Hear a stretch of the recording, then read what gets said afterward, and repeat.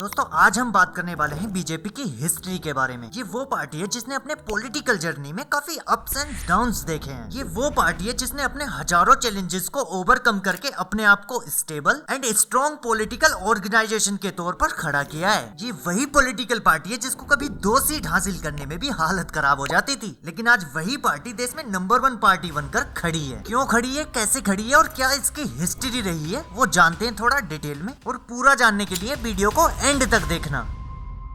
देखिए, अक्टूबर 1951 में डॉक्टर श्यामा प्रसाद मुखर्जी ने राष्ट्रीय स्वयंसेवक संघ मतलब आरएसएस की सहायता से भारतीय जनसंघ की नींव रखी, जो कॉन्स्टिट्यूएंट असेंबली के एक मेंबर एंड जवाहरलाल नेहरू की फर्स्ट कैबिनेट में as a industry and supply minister नियुक्त किए गए थे। बट 1950 में हुए नेहरू लियाकत पैक्ट में उन्होंने अपने पद से रिजाइन दे दिया और उसके बाद वो भारतीय जनसंघ के पहले प्रेसिडेंट खुद ही बन गए। और उस समय पर इस जनसंघ पार्टी का सिर्फ एक ही मकसद था कि इंडिपेंडेंट इंडिया में हिंदुओं की कल्चरल आइडेंटिटी की सेफ्टी एंड कांग्रेस द्वारा बनाई गई रॉन्ग पॉलिसी का विरोध करना था। और ज्यादातर इस पार्टी को लोग तब जानने लगे थे जब जम्मू कश्मीर को दिए जाने वाले स्पेशल स्टेटस को लेकर श्यामा प्रसाद मुखर्जी ने इसको खत्म करने की मांग की थी। और एक इसी मुद्दे को लेकर जनसंघ ने राजनीति में पैर रख दिया। लेकिन उस समय पर कांग्रेस का इतना बोलबाला था कि 1952 में हुए पहले इंडिपेंडेंट इलेक्शन में ये पार्टी केवल 3 ही सीट जीत पाई थी। और इतने में ही जनसंघ खुद को मजबूत कर पाती तो अगले ही साल 1953 में श्यामा प्रसाद मुखर्जी का निधन हो गया। और अगले 1957 के लोकसभा इलेक्शन में जनसंघ कुछ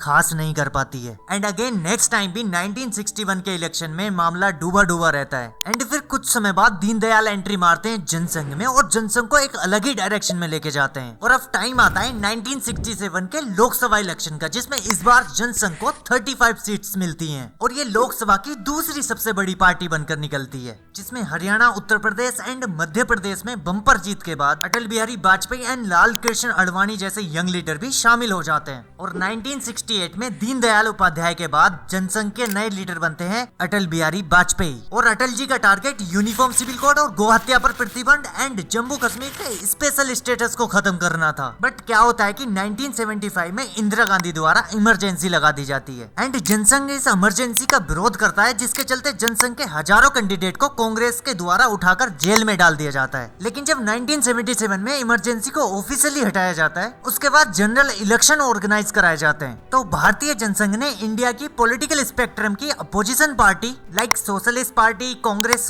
एंड भारतीय लोक दल के साथ मिलकर एक पार्टी बनाई, जिसका नाम रखा जनता पार्टी। और 1977 के जनरल इलेक्शन में देश को पहली बार मोरारजी देसाई के रूप में पहले नॉन कांग्रेसी प्राइम मिनिस्टर मिलते हैं। और इसी बीच जनता पार्टी ये डिसीजन लेती है कि क्यों ना हम सत्ता में चलते ही डबल मेंबरशिप पर बैन लगा दें। एंड फाइनली यही होता है, 1980 में डबल मेंबरशिप पर बैन लगा दिया जाता है। 1980 से पहले एक्चुअली क्या हुआ करता था कि पार्टी का कोई भी मेंबर जनता पार्टी के साथ साथ आरएसएस का भी मेंबर रह सकता है, बट अब ऐसा नहीं है। अब वो किसी एक ही पार्टी का मेंबर रह सकता है। और इसी के साथ साथ जनता पार्टी दूसरा डिसीजन ये लेती है कि क्यों ना हम जनता पार्टी का नाम बदलकर भारतीय जनता पार्टी कर दें। एंड फाइनली इसको भी 6 अप्रैल 1980 को भारतीय जनता पार्टी कर दिया जाता है। तब उस टाइम पर अटल बिहारी वाजपेयी जी ने कहा था, मैं ये भविष्यवाणी करने का साहस करता हूं, अंधेरा छटेगा, सूरज निकलेगा, कमल खिलेगा। लेकिन अभी भी बीजेपी की प्रॉब्लम्स कम नहीं हुई थी। ट्विस्ट तो जब आता है जब बीजेपी के पास जनसंघ का एक्सपीरियंस एंड पीठ पर राष्ट्रीय स्वयंसेवक संघ का हाथ था। उसके बावजूद भी बीजेपी ने इंदिरा गांधी की हत्या के बाद हुए 1984 के लोकसभा इलेक्शन में मात्र 2 सीटें जीती। अब इसी शर्मिंदगी भरी हार को ध्यान में रखते हुए, ताकि आने वाले इलेक्शन में ऐसा ना हो, बीजेपी ने 1986 में बोफोर्स घोटाले को लेकर राजीव गांधी गवर्नमेंट के खिलाफ एंटी करप्शन मूवमेंट चलाया एंड एज वेल एज 1989 में अयोध्या मूवमेंट को भी शुरू कर दिया, जिसका फायदा बीजेपी को 1989 के जनरल इलेक्शन में देखने को मिला, जिसमें बीजेपी ने 85 सीट जीतकर पहली बार रिकॉर्ड बनाया और जनता पार्टी के साथ मिलकर सरकार बनाई। अब 1989 में शुरू हुए अयोध्या मूवमेंट एक्चुअली में बीजेपी के लिए वरदान सा साबित हुआ। जहां बीजेपी को 2-4 सीट ही मिल रही थी, अब ये नंबर बढ़कर सीधा 85 पर पहुंच गया। तो बस इसी चीज को ध्यान में रखते हुए लाल कृष्ण आडवाणी ने सितंबर 1990 में सोमनाथ से लेकर अयोध्या तक एक हिस्टोरिकल राम रथ यात्रा रखी।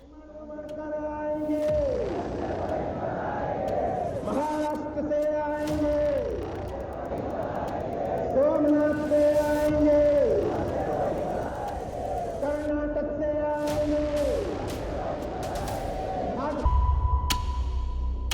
और इस राम रथ यात्रा का फायदा 1991 के जनरल इलेक्शन में हुआ और इस बार बीजेपी को 135 सीट्स मिलती हैं और इतनी शानदार जीत के बाद बीजेपी 1993 के आते आते नेशनल पार्टी के रूप में उभर कर आती है। और उभरना तो लाजमी था क्योंकि हिमाचल प्रदेश, यूपी, दिल्ली, मध्य प्रदेश एंड राजस्थान में बीजेपी था भाई। और फिर 1996 के जनरल इलेक्शन होते हैं जिसमें इस बार बीजेपी को 161 सीट्स मिलती हैं, जो बीजेपी के लिए रिकॉर्ड ही बनता जा रहा था। और इस बार जो प्राइम मिनिस्टर बनते हैं वो बनते हैं अटल बिहारी वाजपेयी, लेकिन मात्र 13 डेज में ही इनकी सरकार गिर गई। और फिर से 1998 के जनरल इलेक्शन होते हैं जिसमें इस बार बीजेपी ने समता पार्टी, शिवसेना एंड AIADMK के साथ मिलकर NDA के नाम से गठबंधन बनाया और अटल बिहारी वाजपेयी दूसरी बार देश के प्रधानमंत्री बनते हैं। लेकिन अफसोस अटल जी इस बार भी अपना टेन्योर पूरा नहीं कर पाए क्योंकि AIADMK पार्टी ने अपना सपोर्ट वापस ले लिया था और इसीलिए मात्र 13 मंथ में ही ये सरकार गिर गई थी। और अब टाइम आता है 1999 के इलेक्शन का जिसमें बीजेपी ने बिना AIADMK के इलेक्शन किया और 303 सीट जीतकर एक नया रिकॉर्ड फिर से बना दिया। और इस बार अटल बिहारी वाजपेयी अपना 5 ईयर का टेन्योर पूरा कर पाए थे और 2004 से लेकर 2009 तक जनता ने बीजेपी को दूर रखा और कांग्रेस को मौका दिया। और फिर बीजेपी में एंट्री मारते हैं PM पद के लिए नरेंद्र मोदी।